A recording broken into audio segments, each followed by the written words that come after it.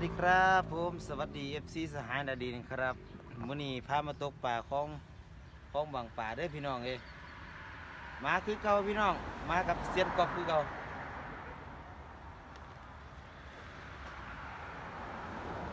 รอลุ้นน้ำกันครับผมวาสิมานบ่เนาะมื้อนี้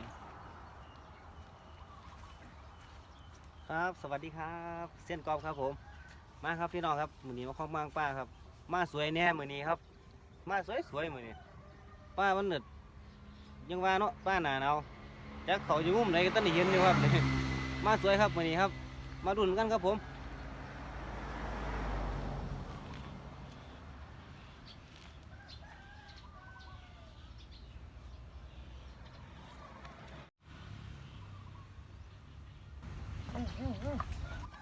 เอาแล้วพี่น้องเอาแล้ว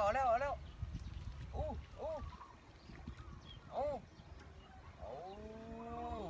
มาแล้วพี่น้องมาแล้วมาแล้ว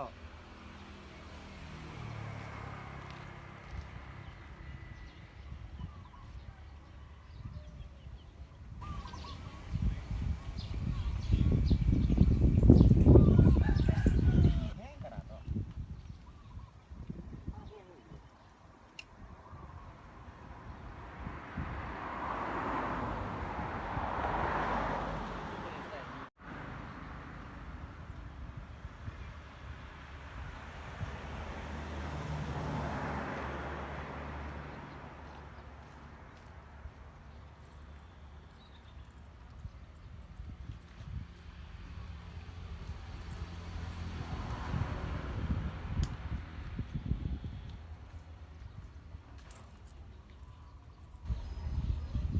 ใส่ใหญ่อยู่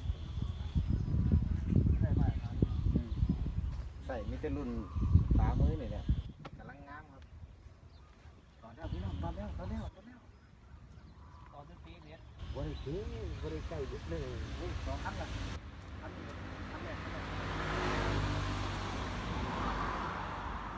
สองคันเลยพี่น้องสองคันเลย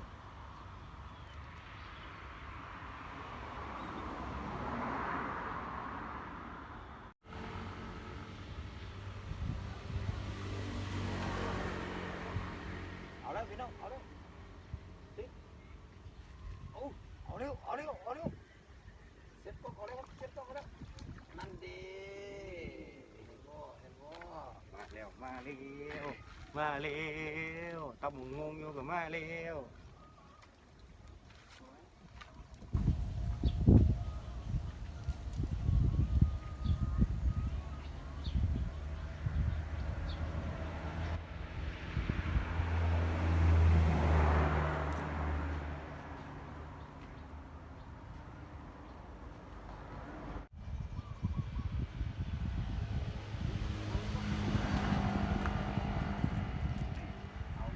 เอาอีกแล้วพี่น้องเซ็ตกล้องเอาอีกแล้วอุ้ยคันเก่าอีกแล้ว เหมือนเดิมครับเหมือนเดิมคันเก่าเหมือนเดิมครับเหมือนเดิมครับ คันหนีคันเป็นเงียบเลยตัวผมเงียบแล้ว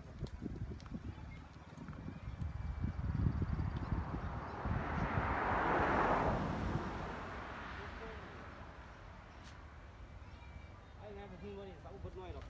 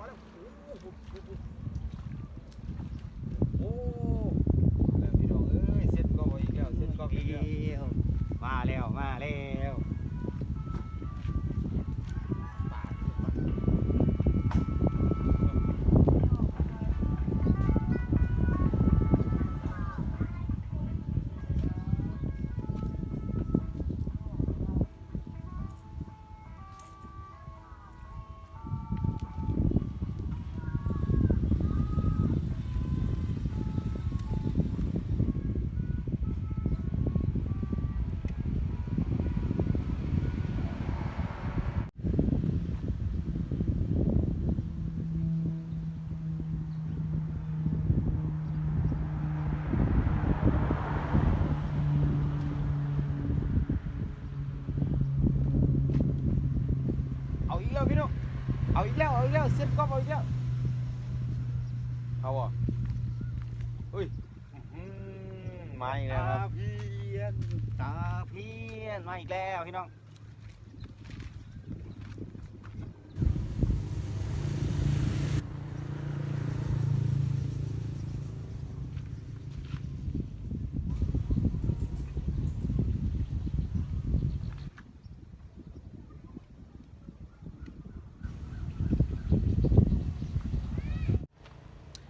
พี่น้องครับเดี๋ยวไปกินข้าวน้ำกันเด้อพี่น้องเด้อเดี๋ยวจะมีอีกคลิป2อยู่ครับคลิปกินข้าวเด้อพี่น้องเด้อซอยเป็นกำลังใจฝากกดไลค์กดแชร์น้ำกันเด้อ